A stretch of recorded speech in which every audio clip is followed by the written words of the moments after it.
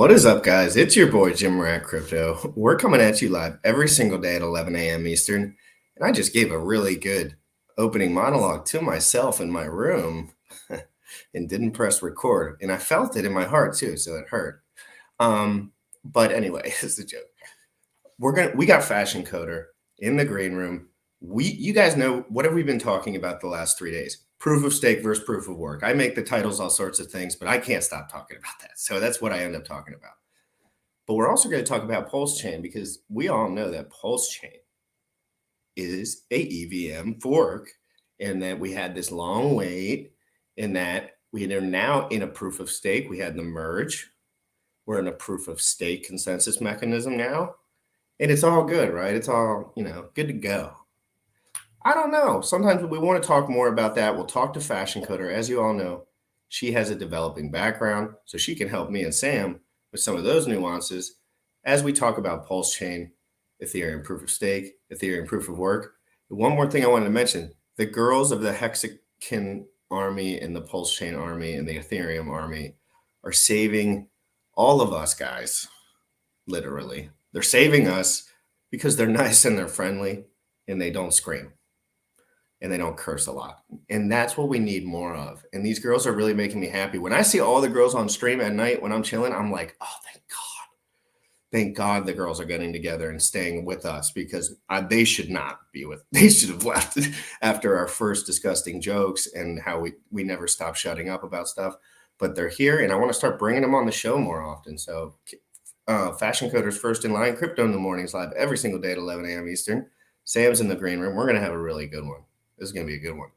And I know you guys I'm going on with Tom Gillespie, 1 p.m. Eastern to watch the Hex documentary. That should be a riot. That should be a really good time. That one, so let's get it, guys.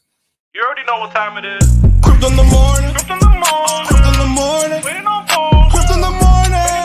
Crypto in the morning. Crypto in the morning. Crypto in the morning. Crypto in the morning. Waiting on phone. Crypto in the morning. Crypto in the morning. Smoking a blunt on my way to the gym. 11 a.m. and I'm already tuned in. Got me some hex and I'm making a stake. Got me some heads on, I'm making it rain. Pay me some maxi and that's just in case. Jim Reddit sent me to show you the way. Crypto in the morning. Crypto in the morning. Crypto in the morning. Crypto in the morning. Crypto in the morning. Crypto in the morning. Crypto in the morning. Crypto in the morning. Crypto in the morning. Crypto in the morning.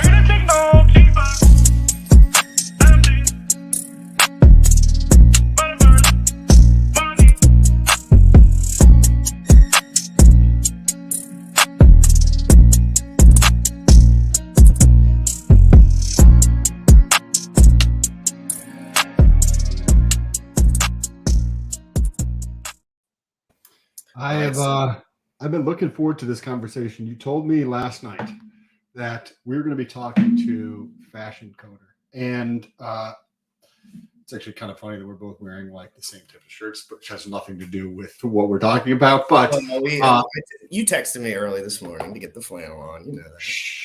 So I wanted to actually ask about some coding stuff. I don't know if I mentioned to you in the background, but there's for my business, there's some things that I want to, I think is code. Well, I could be talking about gibberish, and in reality, it's some of the way of doing things. But there's several things in my business that I want to be able to do to reduce the manual process in there, and how to do that, or even the vocabulary you use to talk about, hey, I want this to do this, to talk to somebody who's in that realm who can understand it. Like, I'm looking forward to this conversation. Before she comes on, you protect me from talking too much.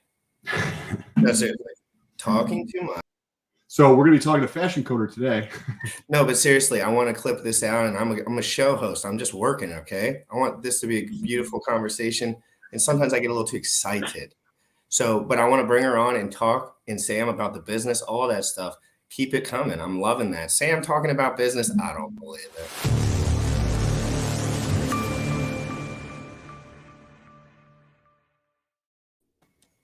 Hi. Hey, what's up, Fashion Coder? Good to see you again. Hope you had a awesome holiday with your family and stuff like that. How you been? So good. Thank you so much for having me here today. I'm excited to talk about coding, and I was asking Chat GPT a couple of things about proof of work and proof of stake. And so, anyways, it will be a good conversation. Well, Well, we'd let's love let's to just talk dive. about AI as well as we go along this journey. Maybe some of the AI tools you've learned in the last month, 2 months, whenever, however long you've known about all these tools, because they're really coming accessible to everyone quick. So I would love to know about that as we go talking about business and all this stuff. But let's start with just how did you get into this mess? Everyone has to know. Like the first clip, it has to be how did you? And I'm not talking about coding really. Like I understand women in development, but how did you get into the mess that we would know each other, Richard, like all of these guys? They're not your flavor exactly, right? Like they're not, but you are very open and welcome in a world where there's a lot of harsh things said on occasion. For real. I'm not joking. I want to know this. There's many harsh things said, like to the point where I turn it off. And I'm like, okay, how much can you girls deal with this? And I say, because I know you girls talk to each other. And what is your take? And how did you say, I'm going to be accepting of all of this and come into the Hex, Pulsechain, Ethereum community? I think he's alluding to a little bit of Richard Hart. Please. Totally. Okay, so I got into crypto 4 years ago, or a little over 4 years ago, and I wasn't like someone who participated at all. Just blindly trusted my dad. He would tell me what to invest in, so I would invest in whatever, and it did me well. But as time went on, we started onboarding people within our family and just like our community. And so it started being so many people that I would have people texting me all the time or asking me how to do certain things, like with sacrificing for Pulsex. And then once like the testnet came out, people were asking how to do certain things. And I was like, I can't keep doing this one-on-one.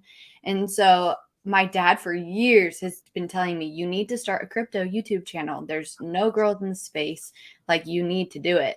And so I started, it was the summer of 2021. I really started like taking ownership of certain things within crypto. And so I like started getting more experience of what's going on. And then my dad and I were like, okay, well, maybe I'll like start a channel. So I moved out of my parents' house. I started a channel. I like started all these new things when I moved out. Started my channel, and it was basically just for my family and friends because I didn't want to repeat the same thing 100 times. I hope you wouldn't mind Yeah. a shout out to Pops here. Most dads don't be rocking the Richard Hart maxi shirt and the Mexican fighting hat or whatever they call those things. And then just lounging around, the kitchen. No big deal. Repping Pulsechain. Pretty cool. Come on. It's cool at a minimum. Yeah, It's like we're at a birthday party there for his dad. And so he always wears his shirts, which I absolutely love. And props on him for inspiring you to do a YouTube channel. That's big. Yeah. Well, and like I said, it wasn't immediate. It wasn't like, oh yeah. It was years of him being like, you should start a YouTube channel. He was like, I don't see women do this. And he's like, you probably do really well. And so I started the YouTube channel just for family and friends, made a video on Pulsex testnet because I was trying to show everyone what was going on. And actually people in the community saw it. And the videos started like doing pretty well. And then different hexagons told me to make more videos. And then I started being on live streams with different people. And everyone was like, you're a part of our community. And I was like, awesome. And so that's just like when it really started. And, kind of to go to your question on how do the women in this community put up with all this? That would be would be the right word. Yeah, I think everyone's just used to this. And it's not in crypto like specifically, but just in general. Like there's going to be people the way that they are. And, like this isn't my typical crowd, but also it kind of is in a way too. Like I was a software developer. I am used to being with all men all the time. And even now, like one of my teams that I'm over at my work is all men. And it's just like, it's a very natural place for me to be, is just to be different in that. And so I think the women in this community are used to that and just being in a space that they can be a leader and be a momentum for good within all of this other stuff that's going on. Right on. That's cool. That actually makes it probably a very easy transition because you're used to just dealing with dudes all the time for work, right? Yeah, The exactly. team, you're like the only female, and you hear all the different talk that men have, or however we communicate. It might be different than women. I would like to hear your thoughts on AI. I've been as soon as this Chat GPT came out, I've been telling him about it. I've been telling him about it since the day I got into it. And I was like, I'm using this tool every single day. It's extremely versatile. It's extremely valuable. It's like having the capacity to go from utilizing a hammer to build everything you want to be able to build to now I have access to all the tools in Home Depot at my fingertips that I can build whatever I want. What do you think of ChatGPT? Are you using it? Just give us your thoughts on it. I'm super curious to hear what you think. Yeah. Okay, so this is crazy. So the week before it came out, at work, we have demos for our products, right? So the software developers do their different software that they create, and then we demo it to the company. And so we wanted to have a special like Christmas demo. And so I messaged the girl who's in charge of it, and I was like, how like all out do you want to go? And so we ended up theming it. 'Twas the night before Christmas, but twas the night before demo day. And so we all had to write these different like poetry type things within the story of 'Twas the Night Before Christmas, but make it Christmassy and also make it rhyming and include all of our technical terms. And I'm not creative like that, okay? So I was like, what could we do? So I look up an AI that can write me 'Twas the Night Before Christmas, use my keywords that my team's working on, and put it in a rhyming fashion to fit that style. Anyways, long story short, it was a bomb demo day. Like it was so cool. Everyone's like went so well. So that all happened, right? I was using an AI for that. That one's called Jasper. And I actually signed up for like the ultimate like subscription for it. So if I didn't like finish, or if I finished my free trial and didn't cancel it, it was going to charge me $1,000. Okay. But it was worth it for this, right? So then that next weekend, that picture of my dad at his birthday party, my uncle is like super into tech. He is a network admin at a huge company.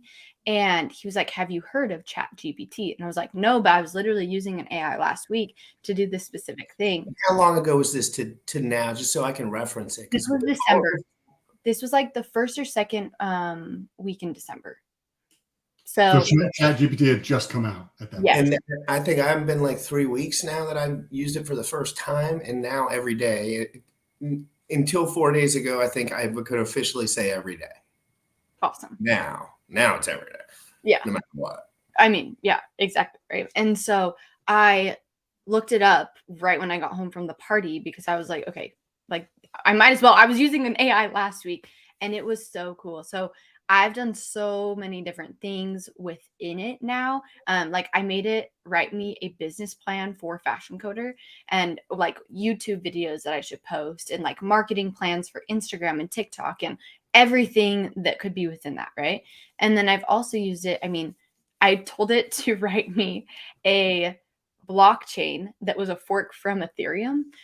It was not specific enough. So it only gave me different, what's it called? It like gave me like parameters. It gave me just like big functions that had nothing in them code wise, but it was crazy. And now like I just looked up the question that Jim Rat asked in the green room, which was, okay, is proof of stake going to work long-term for Ethereum? And so it's so interesting to see what it has to say. And it has some very interesting things to say about I'm scared of what it's going to say. I'm scared. But it's been very interesting just using the AI and the things that it has for us. And so I would love to know how both of you have used it so far. What do you? I'm happy to share. What do you think about as we go to GPT-4? Right. So, from my understanding, ChatGPT is based on GPT-3, which is trained on like 150 billion parameters, and then GPT-4, which could come out this year, like because GPT-3 came out 2 years ago. And if you look at that hashtag, it blew up so much. I do lots of hashtagging. And it blew up so much in the last 3 days. Chat GPT-4, I had to add it to everything. So ChatGPT-4 is trained on 100, is reported to be trained on 100 trillion parameters. And if you think that this is like, okay, this is, maybe slightly less than, maybe about average for like the capacity to like articulate things back to you if you talk to somebody that's average in whatever industry you're talking about, right? Mm-hmm. GPT-4, holy frick. Like, I don't think people are going to comprehend how powerful this is. Just by you sharing your story, fascinating. I think that I relate this to whether it's the hammer, and we have the ability to like build a table. You can use a hammer as a paperweight. You can use a hammer as this thing. You can use it to break down a wall, right? You can use a hammer for a bunch of different things. And now you have this tool that if you don't learn how to use this tool, you won't be able to build a billion other things. So utilizing it every day to understand how to create prompts. That's what it's called, guys, if you're communicating with AI, or you can just think about it as communicating. And that's where the work comes in, because you have to have hands-on. That's when it gets hands-on, the prompts, right? So I'm going to have to, and I do this more on the art one, because I'm learning some of this art stuff because I'm very non-artsy. So I'm trying to get ahead on that in a way so I can get better at some of the stuff. Mm-hmm. And learning those 14, it's a different AI. I don't even feel like talking about it, but I'm just going to say there's 14 options for the algorithm. So you learn each one in particularly, and you just become a pro at using the front end and all the algorithms. But that's where the work comes in. That's where the person has sat there and looked at it. And it's so fascinating to work through this. And all I can imagine is in a year, there's going to be so many amazing options. And I just don't know what to even expect. So one of the things that I actually used it for, I use it every single day, multiple times per day. I've been telling GRC this since the first week it came out. I'm using it every single day, because if I were to say, hey, Fashion Coder, you have the capacity to utilize any tool in Home Depot. Maybe that doesn't relate because like I'm generally talking to dudes, right? But maybe it's like you have access to like everything in Sephora or something along those lines to create, the look or the feel that you want to create, including the clothing, right? Or maybe the whole mall would be a better example. And if you don't know how to access that, if you don't know how to communicate with AI to be able to get it to create or build, right? Because we're thinking about it now as answering questions, but in a short period of time, a very short period of time, and it might be 12 months, it might be 36 months, but in the macro, a tiny bit of time, you're going to be like, hey, write me a marketing plan for my YouTube channel. And then it'll be like, okay, cool. We created this account for you. We created this account for you. Here's 27 different videos we made for you with these topics related to this stuff. They're scheduled for the next month. There's 3 per day. We used curiosity-based titles for your videos. We put all of these other things that you want to drive traffic to in the description of your videos. It's also posted on TikTok. It's also posted on Instagram, and it's posted on Facebook. And here's a blog that paraphrases each and every single article or video that we posted. Like, we're going to get there. Yeah. And if you don't understand how to use the prompts, how to communicate with AI, so many people are going to get left behind. Mm-hmm. And like, that's the argument that you hear all the time, that like people are going to get left behind. There's going to be so many people that don't have jobs. Well, why don't we tell the young guys in the chat to learn it so that they can have me pay them to do all my stuff? For example, right? The next industry of people is going to be guys hiring people. And I know how to do this stuff, but there is a work effort load that goes into the nuance there. And that's the next wave of jobs. It is. The next wave of jobs is guys that know how to use these tools inside and out.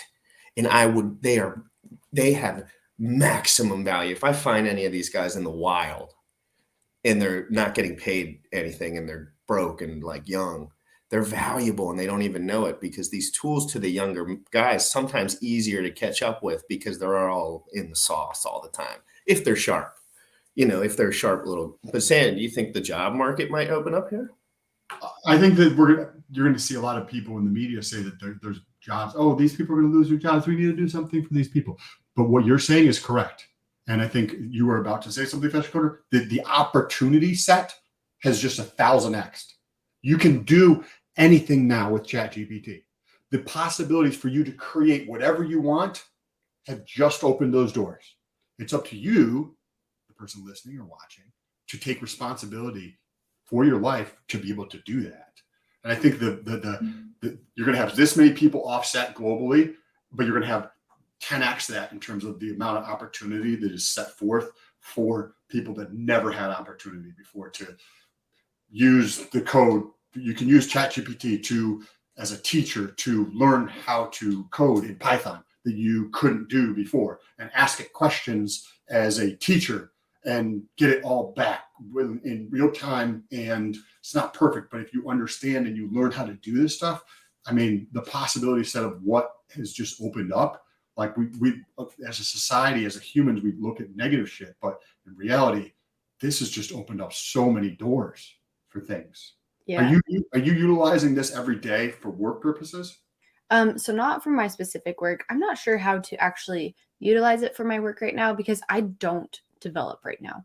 I am a product owner, so I do more the business side, but I work with software developers every day. So I'm over a team. I'm actually over 2 teams that develop software. So I actually have a question for both of you, and I'm going to give you a bit of background on it before I ask the question. So as a software developer, you're basically a glorified Googler. Like, you are amazing at Googling things.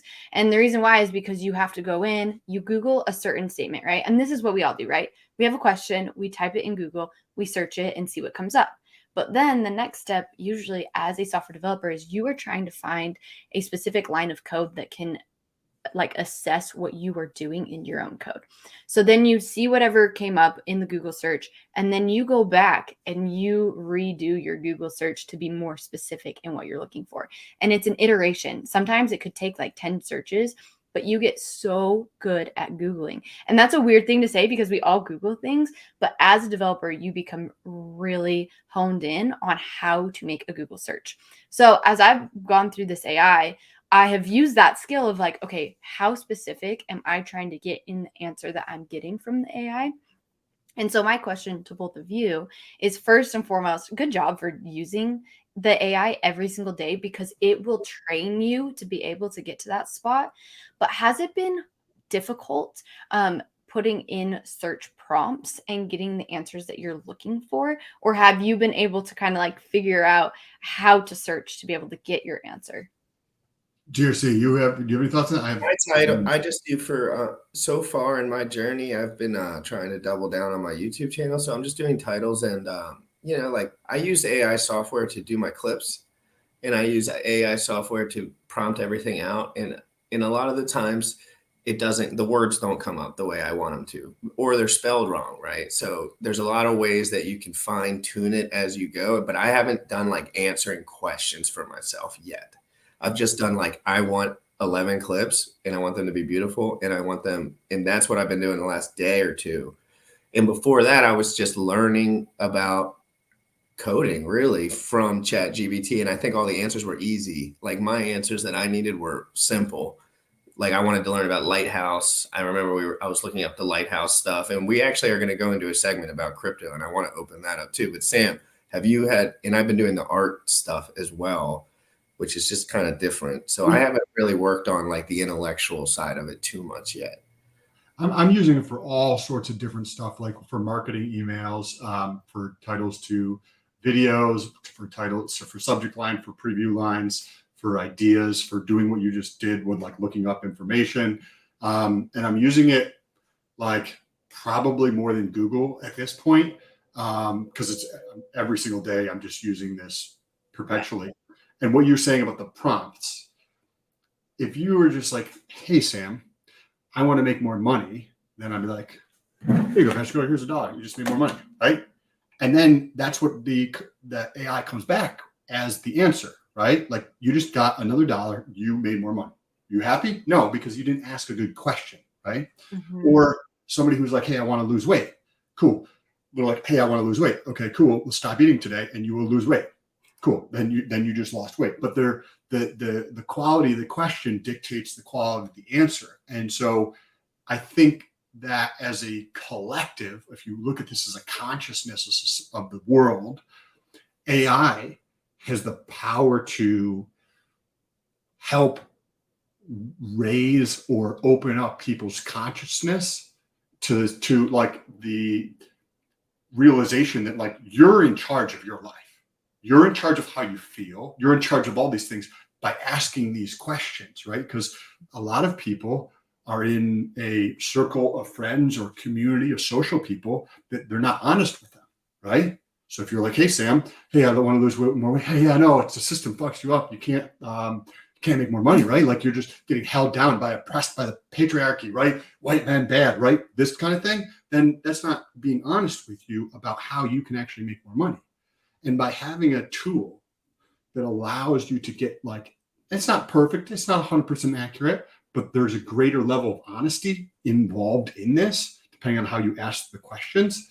I think as a society of like humans, this is very powerful. Are you saying this is eliminating propaganda to a degree? If more people use this than Google and it's more honest, you're saying to a degree, a lot of humans in this world are just basically bogged down by the fact that everything that they're told is wrong and a lie and for someone else's benefit generally.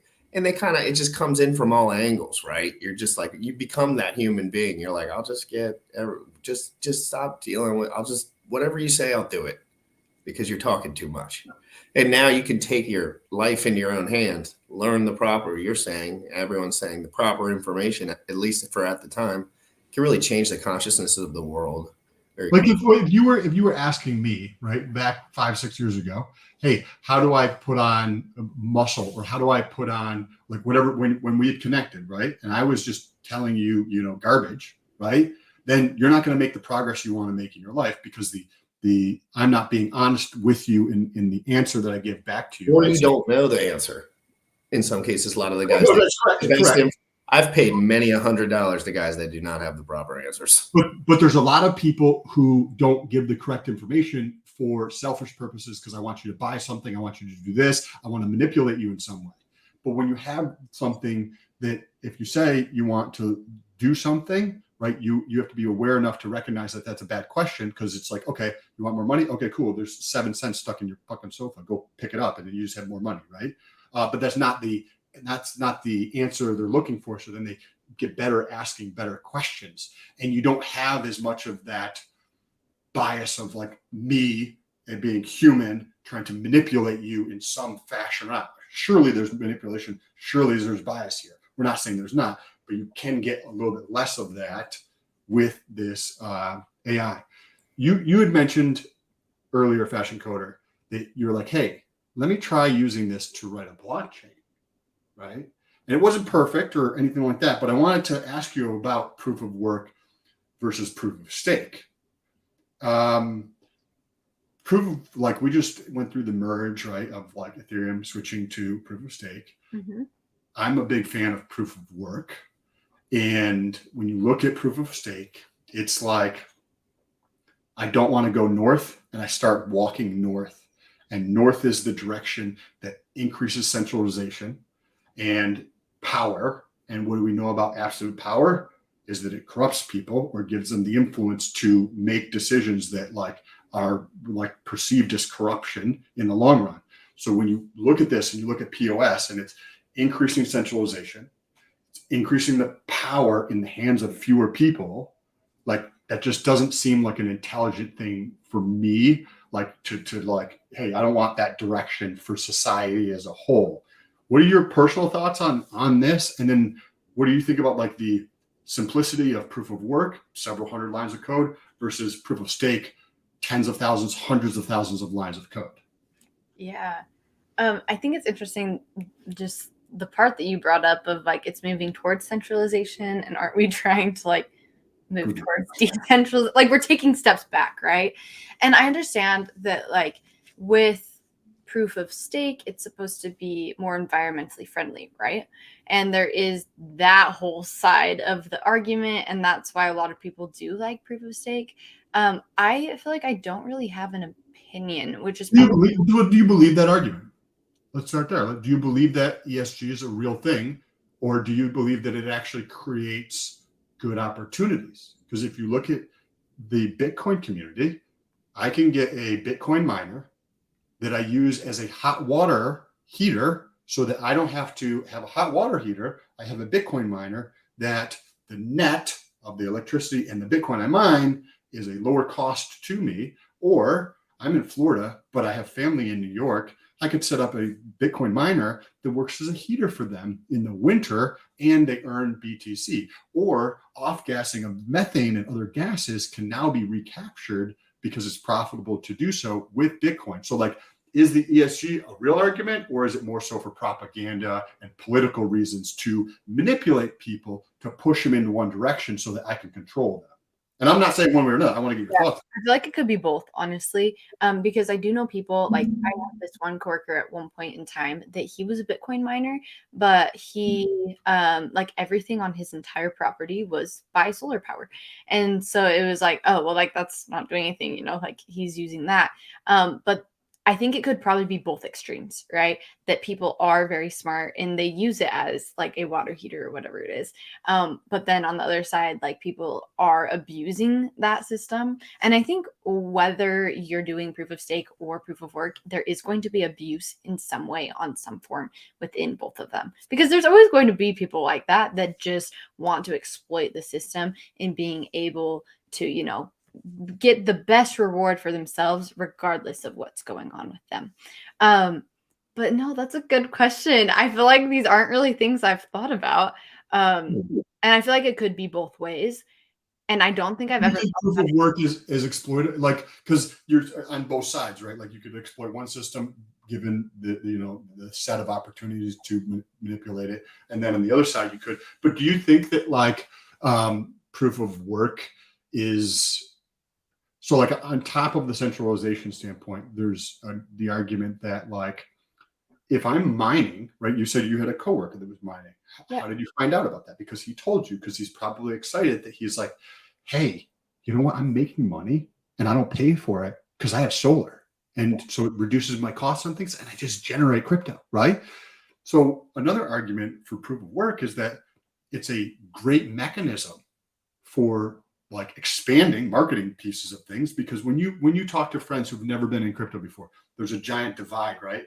It's like legacy and then crypto. And to get to like bridge that gap, I mean, you got multiple conversation. It's not just like, hey, this is what it is, and then they're able to bridge it. Yeah. So one way that I found is much easier to bridge that gap is be like, hey, fashion coder, legacy is here. Crypto's like a whole nother world, but you can actually mine, which is basically just processing transactions, and you can set the computer up in your house, right? Like it's like a giant stepping stone in the middle of that void that gets people across there. And it works as a distribution method, right? Because people who have lots of money are going to want more money, right? But as you pay for your electricity, a lot of the times you have to sell some portion of that, which works as a distribution method to continue putting ETH in other people's hands, or BTC or things like that. So what do you think about, and I know this is the first time you're kind of thinking about this kind of stuff, but what do you think about that versus just the massive amount of concentration that's happening and taking place with POS? Yeah, it would make sense that the proof of work would actually be the better option. Oh, well, yeah. No, I mean, when you put the pieces together, that's a pretty hard statement to say sometimes because the trajectory we're on. Yes. It's the truth. And I just want to double down on the 400 lines of code that works for everyone. And what do you think about that, Pastor Coder? Proof of work, and this is probably just going to be like, hey, I just confirmed the answer I literally just said, but proof of work, less than 1,000 lines of code. Proof of stake, 1 million lines of code. Right? That presents different risks. Oh, easily. Even just like a security standpoint on that is a huge thing. And the thing is we could go look at that, less than 1,000 lines, and I could tell you what it says. And I don't even know that language that it's in. But if we did, the 1 million lines of code, that would be the longest process, and a process I wouldn't even want to start. And then talk about the attack vectors or like the risks of that. And then I want to ask you about Pulsechain. Like Pulsechain is just going to be POS, concentration of power, right? Like, I don't know. You know what I mean? I want to hear your thoughts. And those are that is the literal, I got 4 questions on there. We already took out one earlier with AI.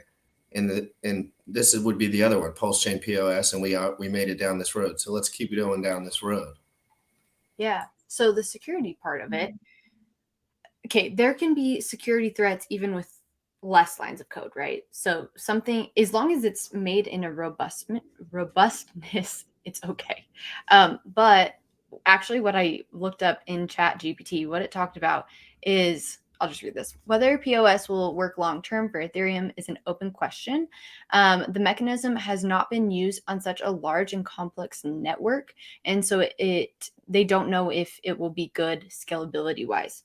So even just scalability wise within security, if you can't scale it, that means that there can be security threats within it because it can open up holes that people can get in and attack.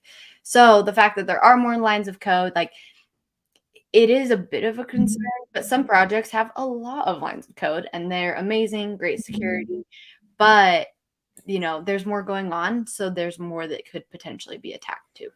And then we talk about Gwei. We're not going to go down that road. We're just not. But I'm going to mention it for a second. On top of all of that sauce, it cost me $21 to send something. Period. End of story. I did it last night, and I didn't press enter. You can guarantee me that. I just said, nope, maybe another time. Because no, that doesn't work. I know reality. Reality says people go where, I would say about 40% of my wealth is, I don't want to say this out loud, is on Binance Smart Chain. And I'm not saying that's smart. I only do that because a lot of, I have like wealth that I don't touch ever. And then I have stuff that I move around with. And frankly, I can't move around on Ethereum. So I like to move around. I want to move around. I want to play. I want to chill. I want to do what I want. I want to play BNBP. It only costs 13 cents for a transaction. It's okay. Or whatever. You know what I'm saying?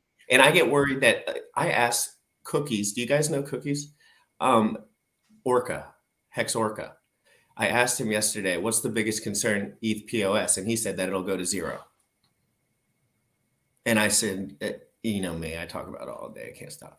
So I asked him, and I totally understood what he was saying. And it's because someone else already has the code and it's already cheaper over there. And then we can talk about Pulsechain. Let's go right down Pulsechain Avenue. Sam, we was just asking you a question. We're now worried about POS a little bit, of course.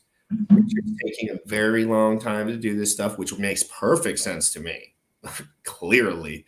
But the 2 more weeks, we all know he said it, and then all this.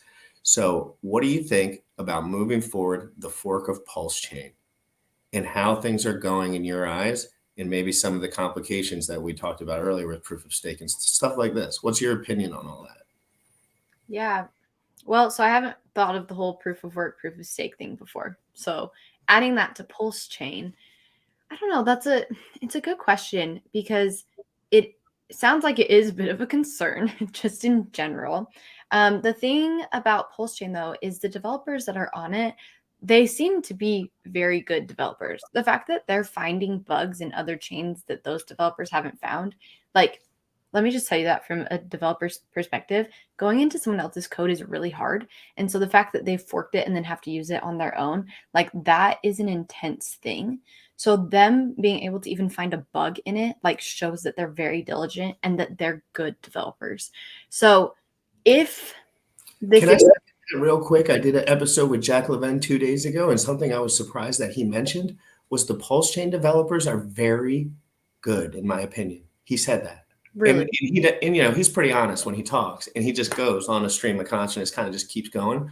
And I caught that, and I said, I'll keep that in my back pocket because I thought that was interesting. You're doubling down on that. I'm very happy to hear it. yeah. So I think that they're really good. So there is that side of things.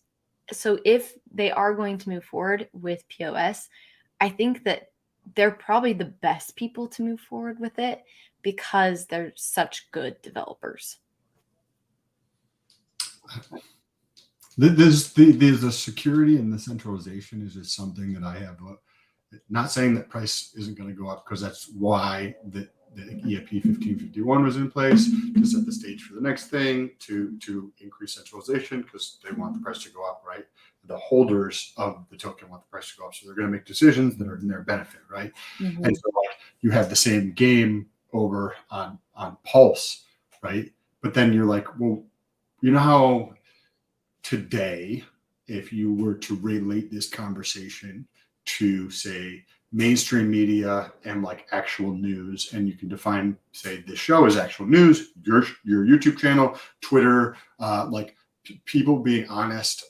Generally speaking, you're going to have a smaller channel. Some big channels are still really honest, but like the real news is the actual people talking about things, right? Like what's going on in here in multiple people's heads, so you can synthesize like what's going on. And fake news is just fake news. Like we all understand, they don't like try to pretend to be honest. They don't try to pretend to do what's in the best interest of the constituents who might be watching it, right? And so then you're like, does this has like those type of similarities? Yes, we're a far way out, but to me, it has some of those similarities to like the path of being towards the fake news, right? Because of, and I'm maybe this is an extreme analogy, but it just seems like that's the path that it goes. Is there any way that this would go back in the other direction? Like, is there any way you could take something that's proof of stake and convert it back to proof of work? I don't think anybody would do that. What's that? I was just gonna do that. No, Sam, no, but what can happen is other things can fail. You can watch them fail, and then you can change your game plan whenever you want because you haven't published yet. So one of the best parts about crypto and the worst parts is the waiting.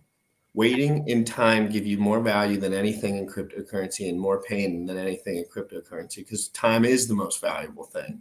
And if you wait for Vitalik to do, I don't know, 1 billion hours of workload and then fail, you can pivot to ETH proof of work. And that is maybe because we know Richard, man, he's crazy, but he's going to try his best to win it, and he's going to give it hell. And I appreciate that about him. And that I think this has been, golly, what a great conversation. Do you have any thoughts on that, Fashion Coder? That might be an extreme analogy in some people's minds, given the state we're in. But if you just think like, hey, how does this play out into the future? Okay, well, it's going the direction of increasing the concentration of power of holders. Well, that's going to continue to happen. What do we know that happens over a long enough period of time? Well, then those people want to gain more power. They want to gain more control, right? And then they're setting up the system to do that, right? You know what I mean? And you see the same thing in Pulse, right? Yeah. So it's like, I don't know. What are your thoughts on that? Yeah, it could be dangerous. But with Pulsechain specifically, Richard, he wants the glory of it. He wants, all of these things that come with it. He doesn't like need the money from it. And so I think that if, say all that happened, right? And then they decide to go back to proof of work, which would really shake the boat, I think. But if they did that, it would be of the best interest of the people. And I feel like Richard does have the best interest of the people. So it's interesting that this is even, a problem. I would lose my jelly beans if Richard pivoted back. Can you imagine? Everyone would. I'd lose my jelly beans. I swear I'd lose it. I would just be like, you know what? I'm going on. And Sam was alluding to this. Sam doesn't care about, Sam cares about the money, but what is he going to do? It's already there. So like, what the heck is he going to do? So what he's saying is, I can't really stand for that as an ethos moving forward. That's what he meant. But, like as a content provider is kind of what he said. And I'm not saying we can't talk about stuff, but really he's saying, I don't support centralization is what Sam is saying. And he doesn't. In every way, shape, and form, you don't, when it comes to monopolies, when it comes to, taking over and kind of just not, DeFi is about peer-to-peer transparent ledger. And we all know that. And I think we all kind of stand for that a little bit still. Right? I like power, right? Like I want to concentrate more power in my hands, right? But I understand the mindset of people who think similar to me, right?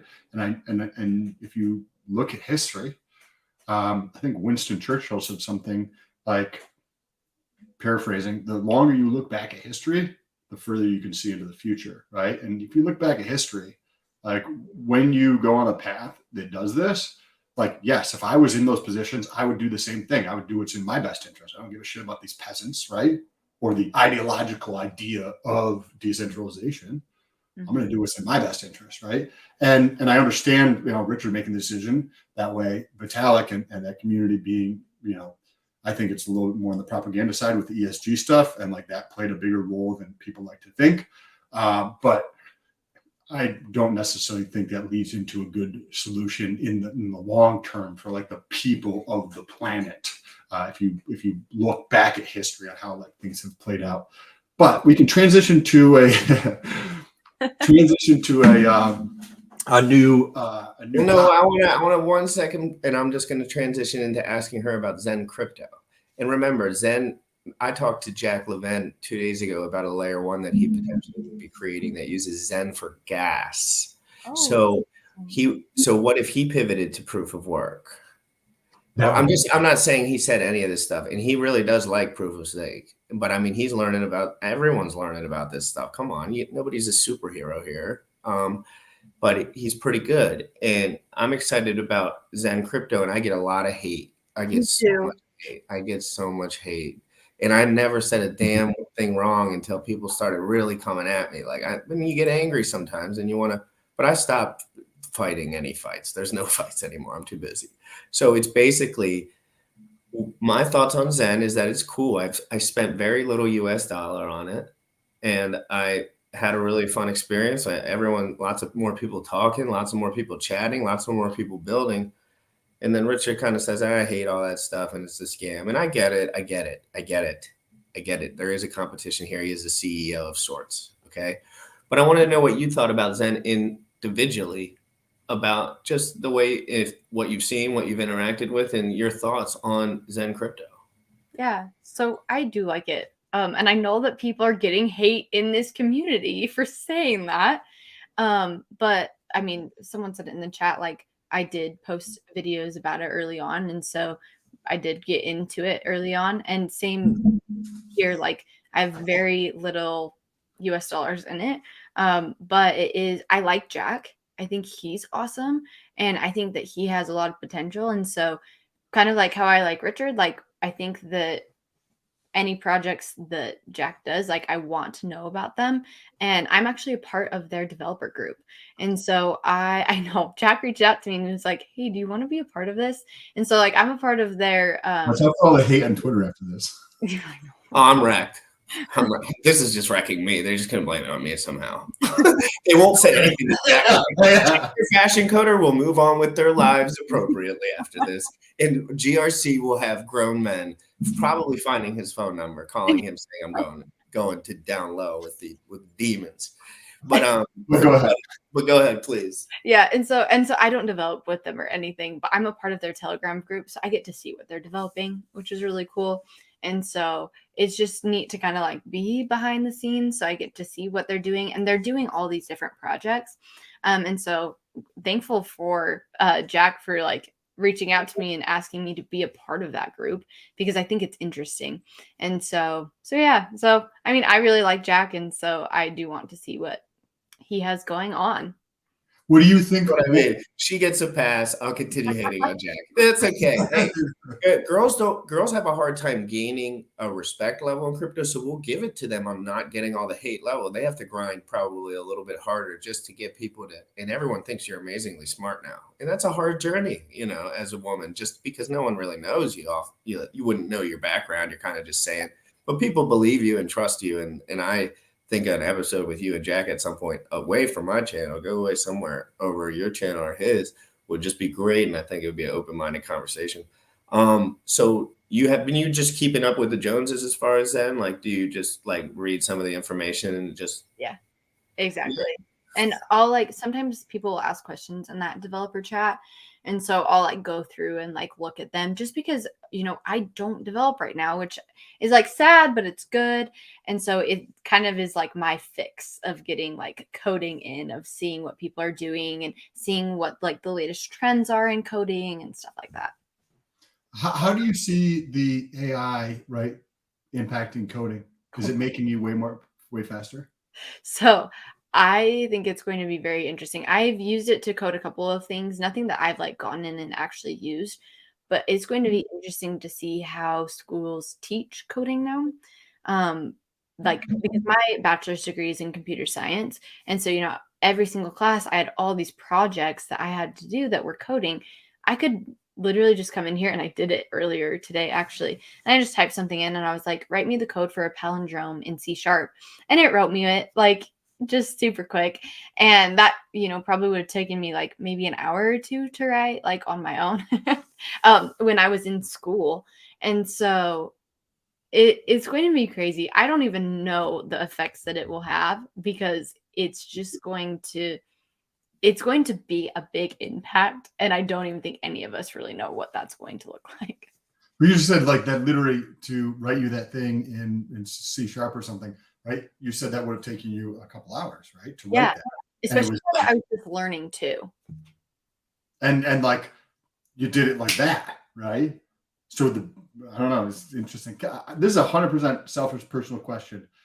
If I have one application or something, and I have another application or something that don't communicate, is there a way I write code, or what do I need to do so that something happens here, which causes a trigger in this thing here? How would I go about solving that problem? Yeah, so you would need an API. So in one of them, you would need it to be able to send out information. And then the other one, you need to be able to grab the information. So it's called an API typically. You could probably do like a direct message type thing, and not like direct message like a DM on like Twitter, but like a direct message from the software to the other one. But typically it would be something through an API. Okay, that's awesome. So, question for you now. I'm like in the process of trying to figure this out. So, Yes. if I'm like, hey, I want to figure this out, how would you approach it if you were in my shoes? I want these two things to be able to work together so that when something happens here, this happens over here. And for me, I'm thinking I could go to Fiverr and try to explain this to somebody that says I do developer stuff on Fiverr. Or do you have a recommendation or an idea for me to go through and hire and or figure out how to solve this problem? I'd love to hear your thoughts on this because I'm trying to solve this. Okay, so I just thought of another thing. So if you can't do an API call, so if you went to Fiverr, you would tell them like, I want this to look at this and potentially have an API to get that call. If you didn't do it that way, if that's not possible, what you could do is you could have the one application go in and scrape the other application for that information. And so you could go and have like a timer, and I don't know how often it would be, but like if it could be an hour, it could be every minute, like that. It would depend on what it is, but you could go and have that application go and scrape the other application and look for that change in value too. So there's several options. And then that the say if it was B scraping data from A, Mhm. that B if this trigger's hit, then it is programmed to like after every say 30 minutes it scrapes, and when it does that, then it takes that data and processes XYZ on platform B. Yes, and it could compare. So like say it scraped it right now and then it scrapes it in 30 minutes. It could compare the value of right now to the 30-minute one. And if it's the same, then it won't do anything with it. If it is different, it'll take the new value and store it. And so then you keep the new value to use. And you can pull bits. So for me, I want like to pull a name, first, last name, and an email address, right? So I would like to pull that from one side and then utilize that to send out an email on the other side. Doing scraping or what you just described would be perfectly possible, or an API call if that is capable. If that's capable, that either one of those would be able to do that. Yes, it could happen like that. You would have to have access to it from your first application, but so I don't know how that would be allowed. It could, The API thing might be the most beneficial, because instead of just getting like one value at a time, you could just send out an API call and say all the new values. So all the new people and their emails, you would get all of them. It would come in something called an object. And so it would come in like a wrapped package to you. And then you would be able to go in and look at all of the different lines and then grab those. So it would just capture all the names and or email addresses, and then I could have it compare to that 30 minutes later. If it was scraping or something like that, or that object came in from the API call. So there's 4,000 emails here. Now there's 4,001 emails. Take that one additional email and do this with it. Yep. So you could do that. There's also another thing. Sorry, as we're talking about this, I appreciate this. Okay. Well, real quick, I want this to continue. Please hold it. Funny. Everybody stretch it out. What an efficient way to distribute a new currency. Give it away for free to everyone.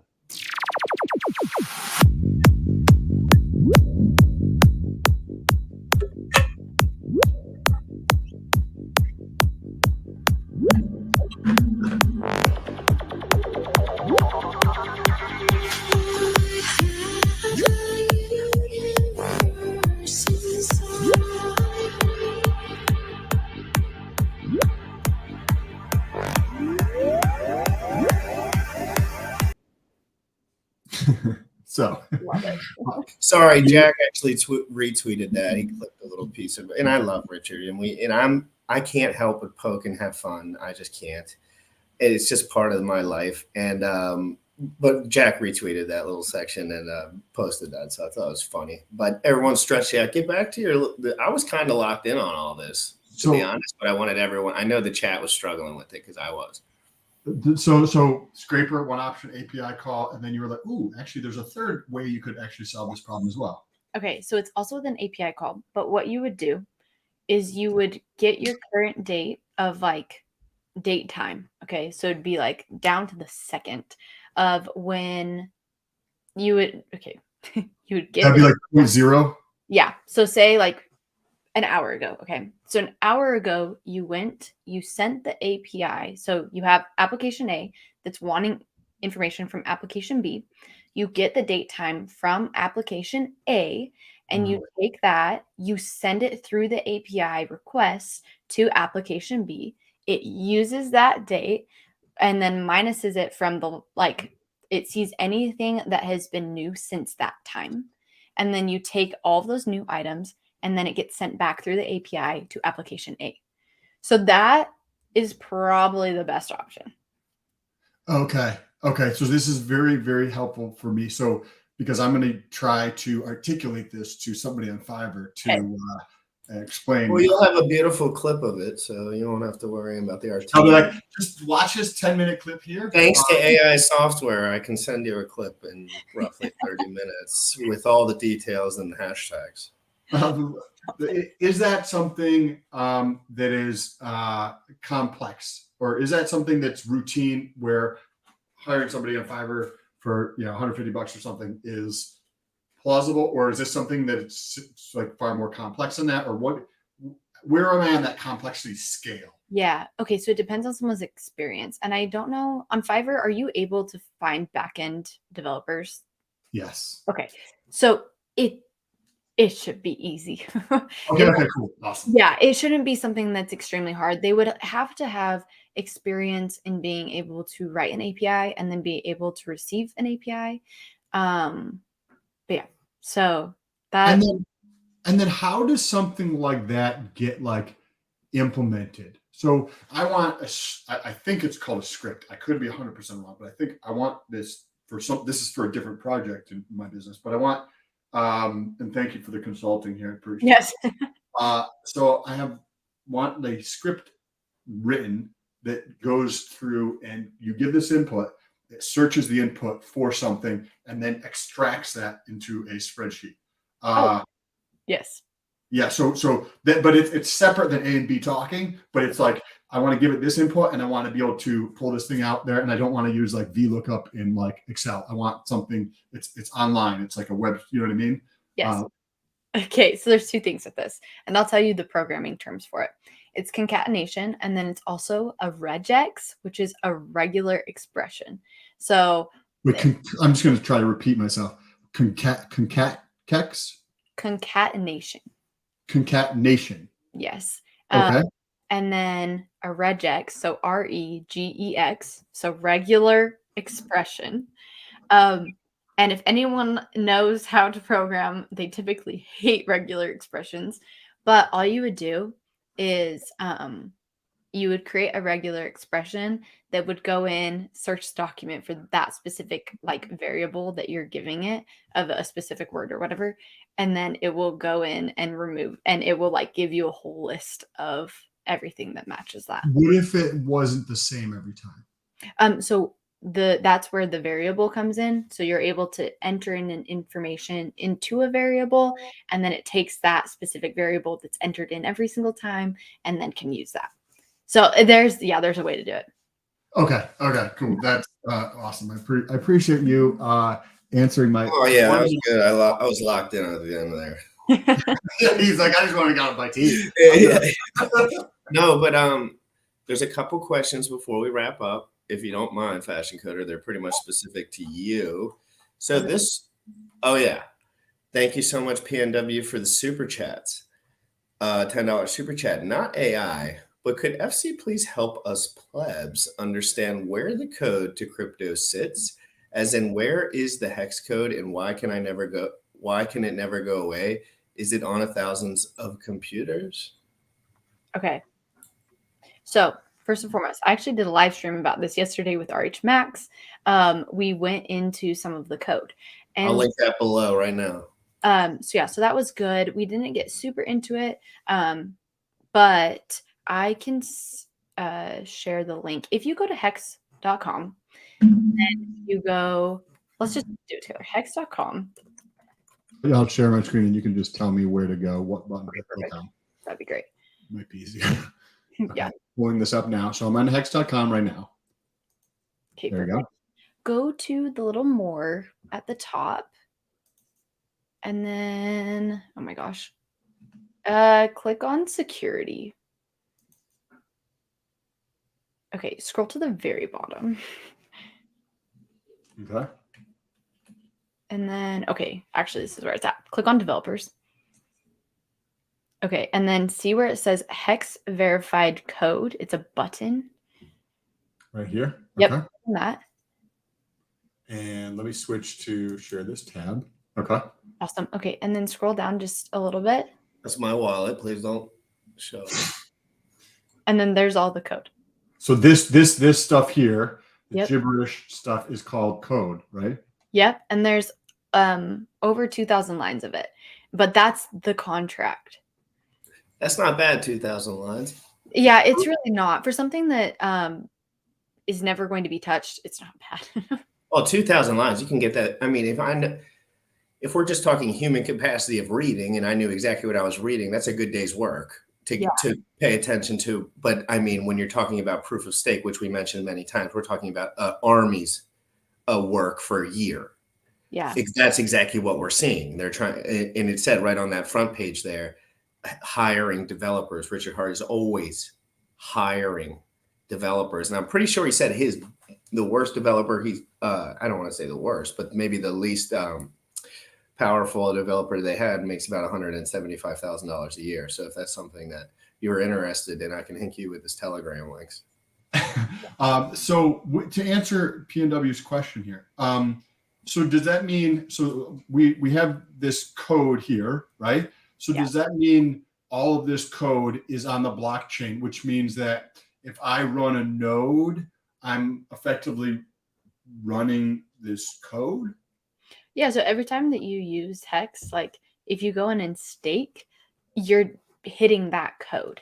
And so yeah, it's kind of a weird thing to think about. But to answer another question within that, so like, why can it never go away? So, everyone talks about it being immutable, and you can like repeat that and just, it's good and all.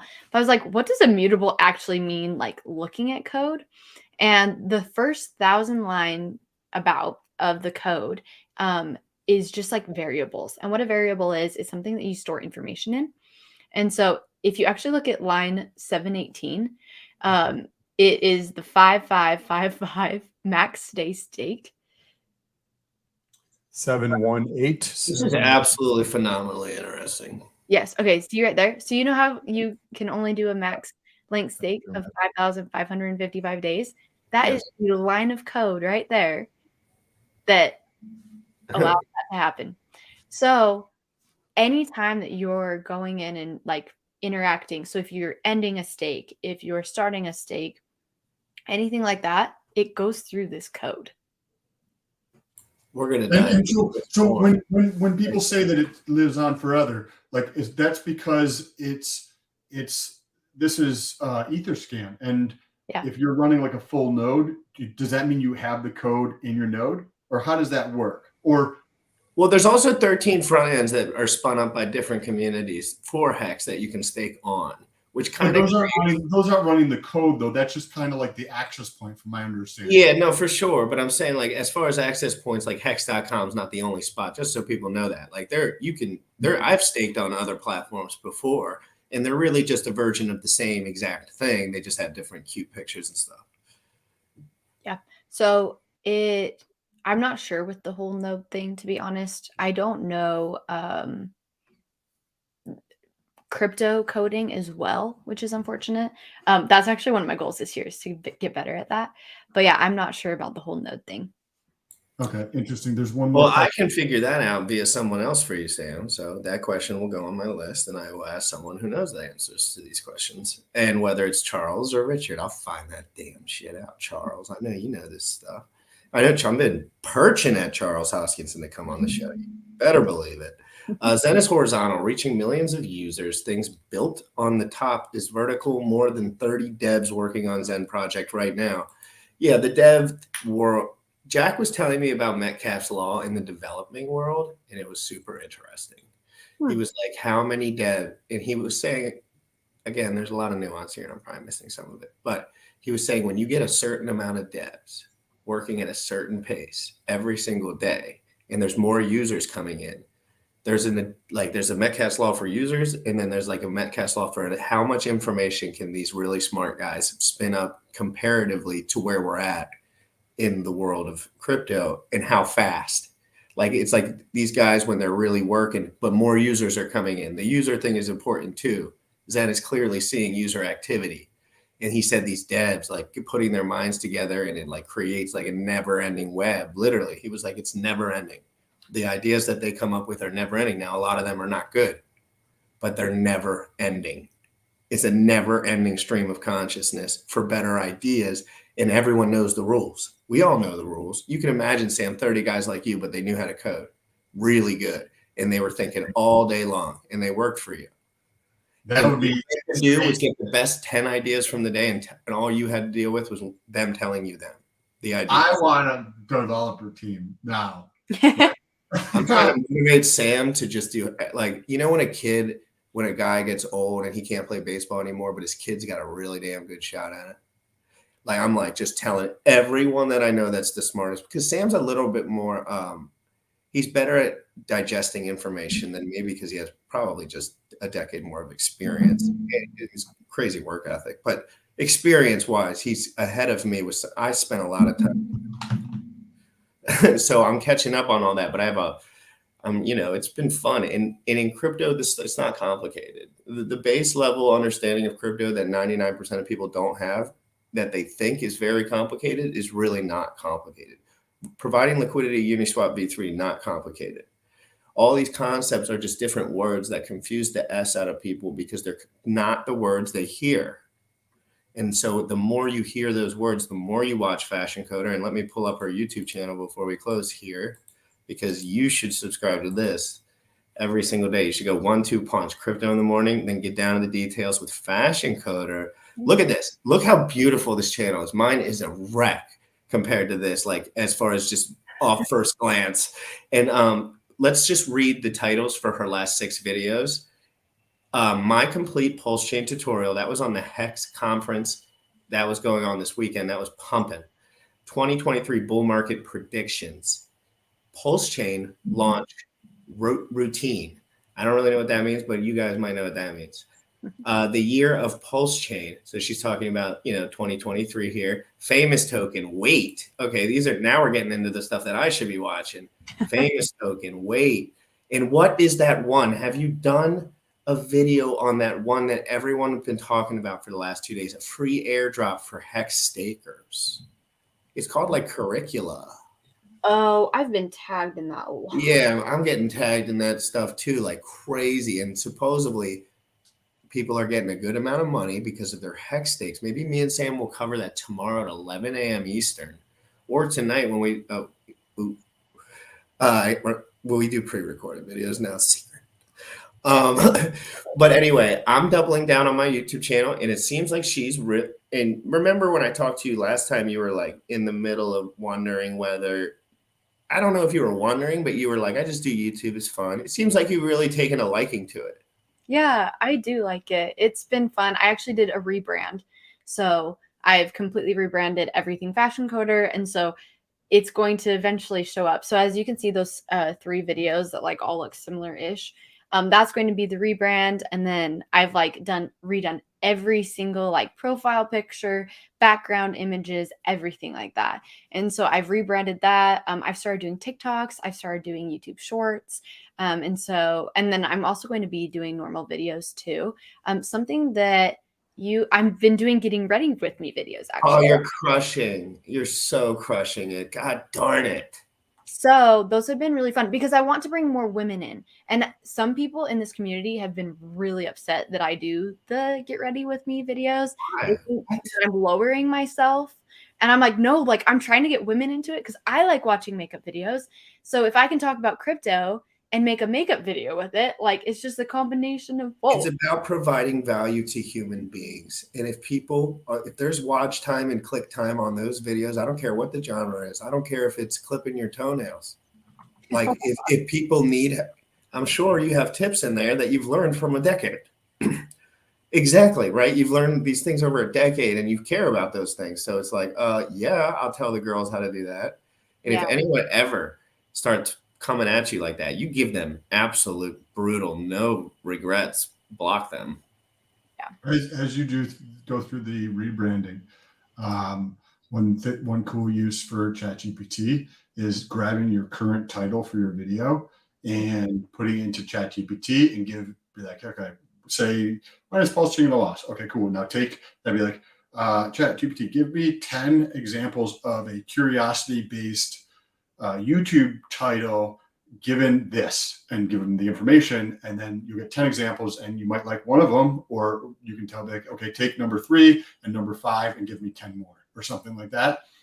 And then you get a idea generator for titles that you might think work better for CTR, like the click-through rate of that. I could find that to be useful. Yeah.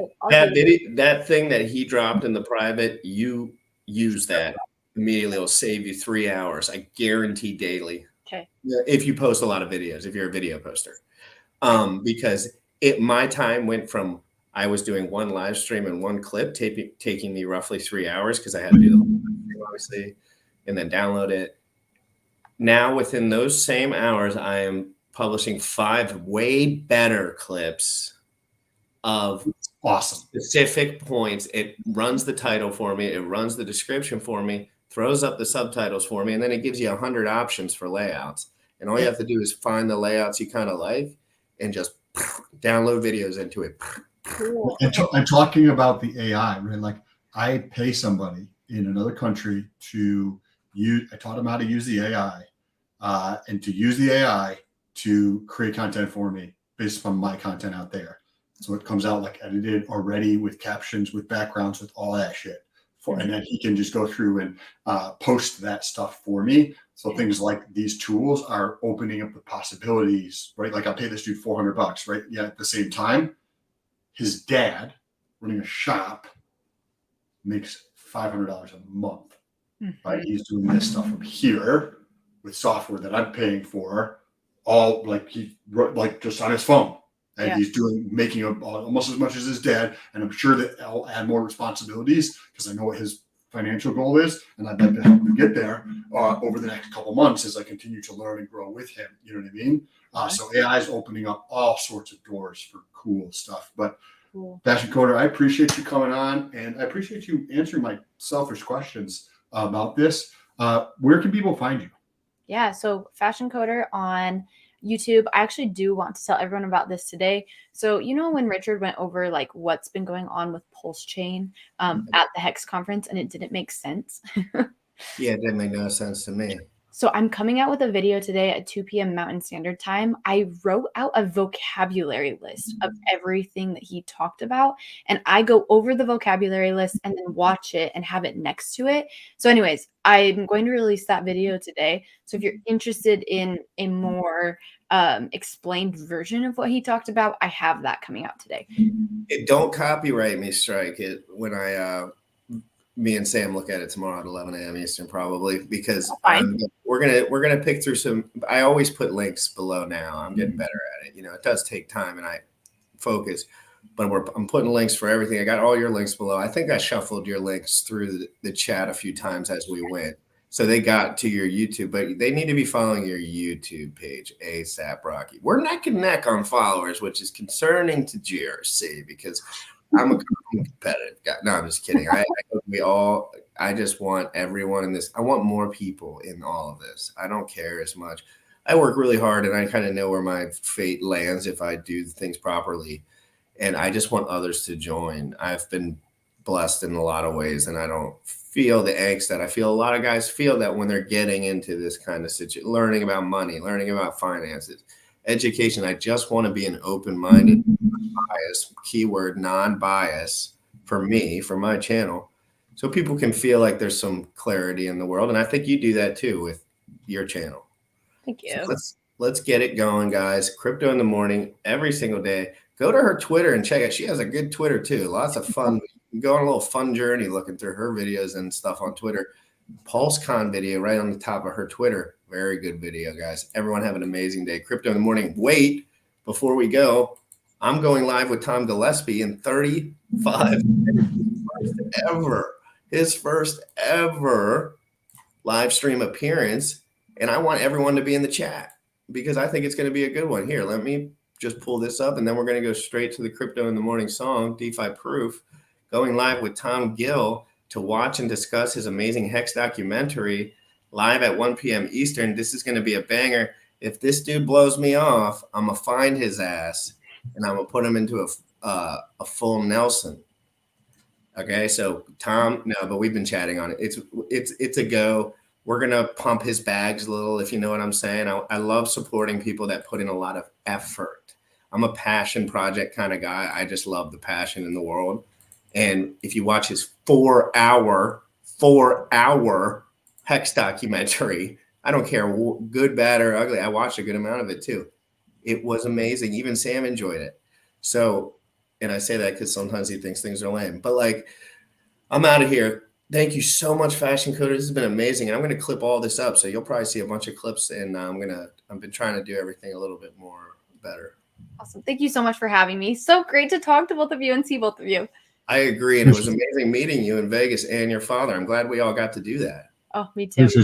Hey, we'll talk to you soon. Good day, Sam. Go back to work, guys. Everyone have a great day. You already know what time it is. Crypto in the morning. Crypto in the morning. Crypto in the morning. Waiting on phone. Crypto in the morning. Crypto in the morning. Crypto in the morning. Crypto in the morning. Crypto in the morning. Waiting on phone. Crypto in the morning. Crypto in the morning. Smoking a blunt on my way to the gym. 11 a.m. I'm already tuned in. Got me some Hex and I'm making a stake. Got me some Hedron, I'm making it rain. Pay me some Maxi and that's just in case. Jim Reddit sent me to show you the way.